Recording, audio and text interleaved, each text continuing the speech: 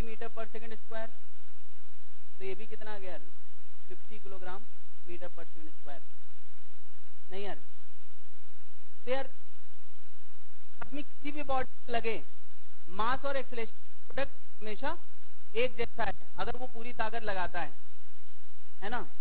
तो इससे ये साबित है कि आदमी की ताकत का कहीं ना कहीं इस 50 से है यार, मास और एक्सेलरेशन का प्रोडक्ट नहीं बदलता है ना। तो यार यही उस आदमी मेजरमेंट हो गया कि तुम कितनी ताकत के आदमी हो, 50 किलोग्राम मीटर पर सेकंड स्क्वायर। तो सबसे पहले न्यूटन ने अपने दोस्त से शुरुआत करी और उसकी शर्ट एक स्टिकर चिपका दिया, 50 किलोग्राम मीटर पर सेकंड स्क्वायर। अरे यही हुआ ना यार। तो अब अगर तुम फोर्स को महसूस करना चाहते हो तो तुम्हें हमेशा सोचना है अगर कोई 50 ताकत का आदमी है मतलब वो क्या कर सकता है, वो 1 किलोग्राम की बॉडी को 50 का एक्सेलेरेशन दे सकता है। अगर बॉडी 10 किलोग्राम की हो गई तो 5 का, प्रोडक्ट वही रहेगा। अगर 2 किलोग्राम की बॉडी को खींचेगा तो 25 का। बात समझ रहा है। जब भी अब तुमसे कहा जाए यार 50 किलोग्राम मीटर पर सेकंड स्क्वायर की ताकत, यानी यार 1 किलोग्राम की बॉडी को वो कितना एक्सेलेरेशन दे सकता है, 50 का, ऐसे तुम्हें रियलाइज करना है नहीं। तो अगले दिन यार पूरे गांव को निमंत्रण दिया गया कि अब सबको यही काम करना है, और आसान काम यही था, 1 किलोग्राम की बॉडी खींचो, जितना एक्सेलेरेशन आ जाए वही उसका क्या है ना यार।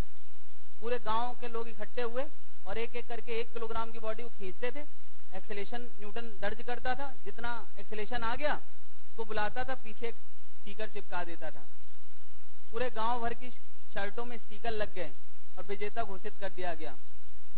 वो यार विजेता जिसने सबसे ज्यादा एक्सेलेरेशन ला दिया वही क्या हो गया, विजेता। गांव वालों को बड़ी खुशी हुई, चलो यार कम से कम झगड़ा खत्म हो गया। लोग लड़ते झगड़ते एक दूसरे के हाथ पैर तोड़ते थे, इससे अच्छा कम से कम यार ये एकदम सुलझा हुआ तरीका था यार, बॉडी खींचो, जिसने ज्यादा एक्सेलेरेशन ला दिया वो ज्यादा ताकतवर। क्योंकि यार परफेक्ट मेजरमेंट नहीं था। अब यार ज्यादा ताकत के लिए लड़ाई झगड़े करवाओ, उससे अच्छा तो तरीका था ही ना यार। तो ये फोर्स का एग्जैक्ट मेजरमेंट हो गया। तो अब यार विजेता घोषित हो गया। तो न्यूटन ने गांव वालों से एक अपील करी कि ऐसा भी है कि अभी झगड़ा तो खत्म हो गया है, ये जो ग्राम मीटर पर सेकंड स्क्वायर लिखा जा रहा है यूनिट के तौर पे, वहाँ किलोग्राम मीटर पर सेकंड स्क्वायर ना लिख के न्यूटन लिख दिया जाए तो कोई बुराई। गांव वाले ने कहा अरे इसमें क्या बड़ी बात है, आप न्यूटन लिखो, अपने माँ का नाम दो, अपने तो उसमें क्या फर्क पड़ रहा है। अरे भाई इतनी बड़ा काम किया उसने, यार झगड़ा खत्म किया है तो भैया इतना तो हक बनता है ना यार। लेकिन यार फिर भी उस भीड़ में से एक आदमी बोला कि जहां आपने अपना नाम लिखा है वो जगह बहुत बढ़िया नहीं है। उसने कहा क्यों? उसने कहा देखो यार न्यूटन तुमने किलोग्राम मीटर पर सेकंड स्क्वायर की जगह लिखा है मीटर पर सेकंड, मतलब 1 किलोग्राम मीटर पर सेकंड स्क्वायर नहीं, अरे मीटर पर सेकंड स्क्वायर मतलब क्या। तो अगर उसको कोई महसूस करे तो क्या महसूस करेगा, 1 न्यूटन बोले तो, अरे 1 न्यूटन बोले तो 1 किलोग्राम की बॉडी में 1 मीटर पर सेकंड स्क्वायर का एक्सेलेरेशन ला पाए, ऐसे फोर्स को हम क्या महसूस करेंगे, 1 न्यूटन नहीं यार। 1 किलोग्राम की बॉडी पे 1 मीटर पर सेकंड स्क्वायर का एक्सेलेरेशन ला पाए, दैट इज 1 न्यूटन। तो न्यूटन ने कहा मुझे कोई दिक्कत नहीं है, जगह अच्छी हो चाहे खराब हो, मेरा नाम चलना चाहिए।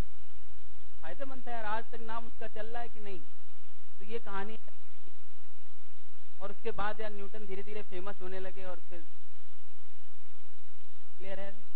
तो इसने यार सिंगल फोर्स को रियलाइज करने का ये तरीका है, सिंगल फोर्स को रियलाइज करने का ये तरीका। लेकिन प्रैक्टिकली सिंगल फोर्स कहीं किसी बॉडी पे लगे ये बहुत कम होता है ना। जब भी हम खींचते पीछे एक फ्रिक्शन फोर्स जरूर होता है। तो ये बहुत आइडियल डिस्कशन चल रहा है। बात समझ में आ गई यार, क्लियर है। तो हेडिंग डालना है Newton second law of motion. तुम कहोगे फर्स्ट नहीं बताया, तो अभी फर्स्ट बताया जाएगा यार। फर्स्ट तो उसने यार जबरदस्ती नाम के चक्कर में दिया था, Newton second law of motion.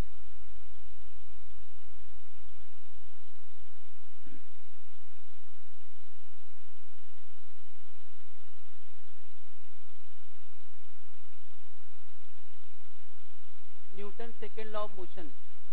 If there is a net force, if there is a net force on a body, if there is a net force on body or system it will accelerate with an acceleration a equal to f net upon m, और ये एक vector discussion है, but यार अभी हम लोग इस में रियलाइज करना चाहते हैं, 2 डायमेंशन 3 डायमेंशन वाली बात में होगी। ये न्यूटन का सेकेंड लॉ है कि अगर किसी बॉडी पे एक से ज्यादा फोर्स है तो बॉडी का acceleration F net by M होगा। तो हम यार ये भी रियलाइज, अच्छा बता यार, एक 5 किलोग्राम की बॉडी पे अगर मैं 50 न्यूटन का फोर्स लगाऊं आगे, तो बता यार इसका एक्सेलेरेशन कितना होगा? अरे 50 न्यूटन बोले तो जो 1 किलोग्राम की बॉडी में कितना एक्सेलेरेशन ला सकता है? 50 का, तो 5 किलोग्राम पे कितना लाएगा? 10 का लाएगा यार। चलो अगर मैं कहूं यार इसमें 30 न्यूटन का फोर्स लगा है पीछे, तब क्या होगा यार? अरे यार 30 न्यूटन बोले तो जो 1 किलोग्राम में 30 ला सकता है, तो 5 किलोग्राम पे 6 लाएगा पीछे की तरफ। अगर ये दोनों लग गए तो क्या होगा? दोनों लग गए तो क्या होगा? तो अब यार इतना तो तुम महसूस करना जानते हो, आगे पीछे की लड़ाई में एक 50 एक 30, तो बॉडी को नेट में कितना महसूस होगा? हाँ 20, यानी यार ये इक्विवेलेंट है कि दो फोर्स ना लग, एक फोर्स 20 का लगाओ आगे पीछे की लड़ाई में। तो बता यार 5 किलोग्राम की बॉडी पे 20 न्यूटन का फोर्स लगा है, तो एक्सेलेरेशन कितना होगा यार? 4 मीटर पर सेकंड स्क्वायर। बात समझ में आ रही है? तो वही net 20 F net upon M का मतलब क्लियर है यार? एफ नेट हो गया 50 माइनस 30 अपॉन मास 5, तो एक्सेलेरेशन कितना आ जाएगा यार? 4 मीटर पर सेकंड स्क्वायर। बात समझ में आ रही है यार? लेकिन यार इस छोटी सी बात को करने के लिए हम लोग एक तरीका बनाने वाले हैं, और वो तरीका अभी इम्पोर्टेंट नहीं है, लेकिन जैसे जैसे यार फोर्स में हम आगे बढ़ेंगे उसकी बहुत कद्र होती जाएगी तुम्हारी नजरों में।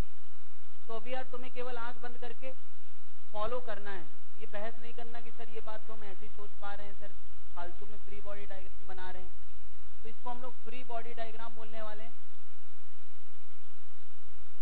फ्री बॉडी डायग्राम, फ्री करके छोड़ना, और उसके बारे में फोर्स उसको लग रहे हैं।